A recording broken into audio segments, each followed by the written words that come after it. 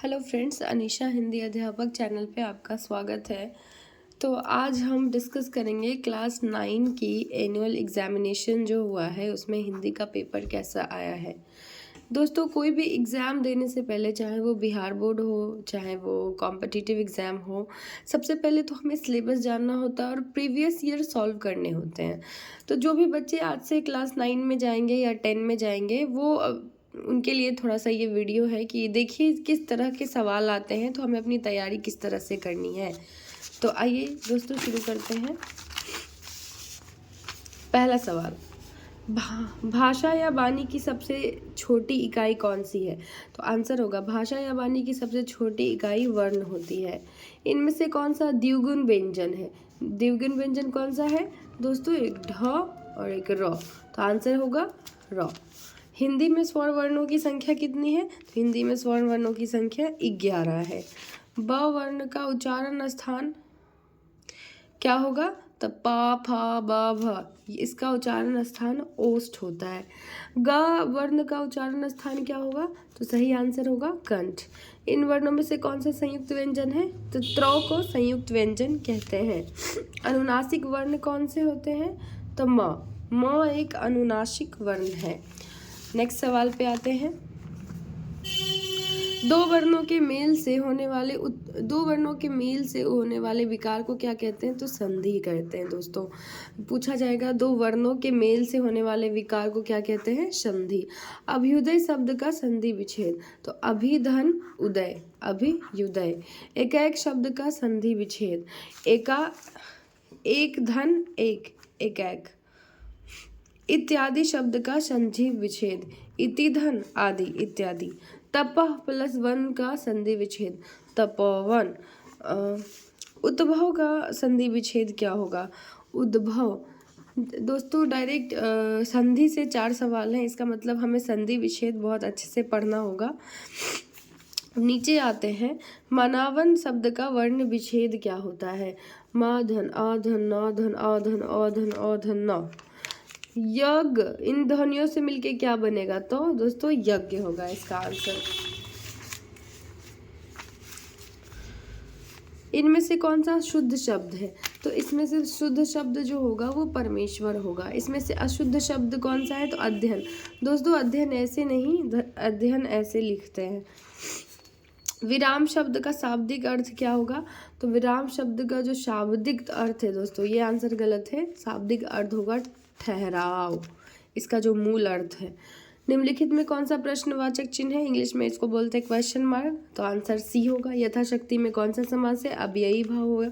चंद्रमुख में कौन सा समास है? कर्मधारय समास है। सोमवार किस संज्ञा का उदाहरण है? व्यक्तिवाचक संज्ञा का उदाहरण है। निम्नलिखित में कौन सा शब्द भाववाचक संज्ञा का उदाहरण है? तो लड़कपन भाववाचक संज्ञा का उदाहरण है। संज्ञा के जिस रूप से व्यक्ति या वस्तु के नर या मादा जाति का बोध हो उसे क्या कहते हैं? लिंग। जैसे नर और मादा जाति का बोध हो उसको लिंग कहते हैं। दोस्तों, अब नेक्स्ट सवाल पे आते हैं। रोटी शब्द किस लिंग का उदाहरण है? तो रोटी शब्द स्त्रीलिंग का उदाहरण है। प्यास शब्द किस लिंग का उदाहरण है? तो प्यास भी स्त्रीलिंग का उदाहरण है। जैसे कि हम बोलते हैं मुझे प्यास लगी है। कामना शब्द का बहुवचन क्या होगा? कामनाएं। वह घर से बाहर आए, इस वाक्य में कौन सा कारण है? कारक है, आपादान कारक। यह सोहन का घर है। आपसे पूछा जाएगा किसका घर है? घर का संबंध किससे है? तो सोहन से, तो ये संबंध कारक। प्रयोग के अनुसार सर्वनाम के 6 भेद होते हैं। पुरुषवाचक सर्वनाम में के 3 भेद होते हैं। काली गाय किस वाक्य का विशेषण का उदाहरण है? गुणवाचक। जिस शब्द किसी काम का करना या होना समझा जाए उसे हम क्रिया कहते हैं। जिस शब्द से किसी कार्य का होना या समझा जाए। नाउ नेक्स्ट पेज पे आते हैं। दोस्तों, इसमें टोटल 100 सवाल है जिसको हम जल्दी जल्दी सॉल्व करेंगे बिना बात किए। अब काल के कितने भेद हैं? हम सब जानते हैं 3 भेद है, वर्तमान काल, भूतकाल, भविष्य काल। हरीश पुस्तक पढ़ रहा है, इस वाक्य में किस काल का उदाहरण है? तो भाई पढ़ रहा है, मतलब वर्तमान काल की बात हो रही है। मैंने खाना खा लिया है, मतलब काम हो गया है, भूतकाल की बात हो रही है। संकल्प शब्द में कौन सा उपसर्ग है? सम है। पराभव शब्द का उपसर्ग पड़ा होगा। अभियान शब्द का कौन सा उपसर्ग है? अभी होगा। लड़ाई शब्द में कौन सा प्रत्यय है? आई होगा। भिरंत शब्द का प्रत्यय क्या होगा? अंत होगा। विलास शब्द का विशेषण क्या होगा? विलासी होगा। फिर नेक्स्ट है रस शब्द का विशेषण क्या होगा? रसीला होगा। शिव पार्वती किस समास के उदाहरण है? तत्पुरुष समास, नहीं, शिव पार्वती होंगे द्वंद्व समास का उदाहरण। आदान शब्द का विलोम क्या होगा? प्रदान। आकाश शब्द का विलोम क्या होगा? पाताल। जल शब्द का विलोम क्या होगा? चेतन। धनी शब्द का विलोम क्या होगा? निर्धन। जिसे भय नहीं है, निर्भय। जानने की इच्छा को जिज्ञासा। अंधे की लकड़ी के मुहावरे का अर्थ एक ही सहारा। अब नेक्स्ट पेज पे आते हैं। अंगूठा दिखाना मुहावरे का अर्थ समय पर धोखा देना। असुर का पर्यायवाची दनुज होगा। कपड़े शब्द का पर्यायवाची वसन होगा। शब्द के मुख्य अर्थ को बोध कराने वाले व्यापार कौन शब्द शक्ति कहते हैं? शब्द के मुख्य अर्थ को बोध कराने वाले व्यापार को कौन शब्द शक्ति कहते हैं? अभिधा। वर्णों की आवृत्ति को क्या कहते हैं? अनप्रास, जिसमें वर्णों की रिपीटेशन बार बार हो। चौपाई के प्रत्येक चरण में कितनी मात्राएं होती है? 16। ध्रुपद गायन परंपरा में अंतर्राष्ट्रीय ख्याति मिली है डुमराव घराने को। ख्याल किसका एक रूप है? शास्त्रीय गायन का। भारतीय संस्कृत का तंतुवाद्य कौन सा है? हारमोनियम। दोस्तों अब ये सारा किताब से सवाल है, जिन्होंने किताब पढ़ा होगा उनको ये समझ आ जाएगा। निम्नलिखित में से कौन सा विश्व सर्वश्रेष्ठ शहनाई वादक है? बिस्मिल्लाह खां। परवाज पखावाज का दूसरा नाम मृदंग। झिझिया क्या है? नृत्य है।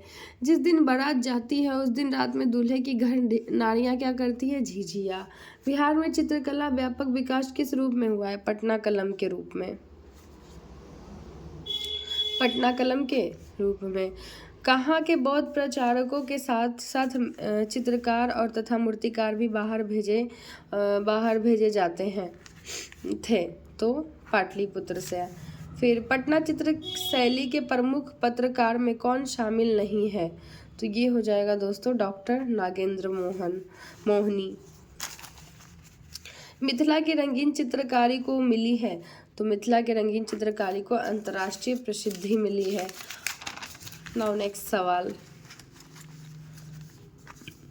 मिथिला चित्रकला के कितने प्रमुख दिखाई देते हैं? तो कुल 5 प्रमुख दिखाई देते हैं।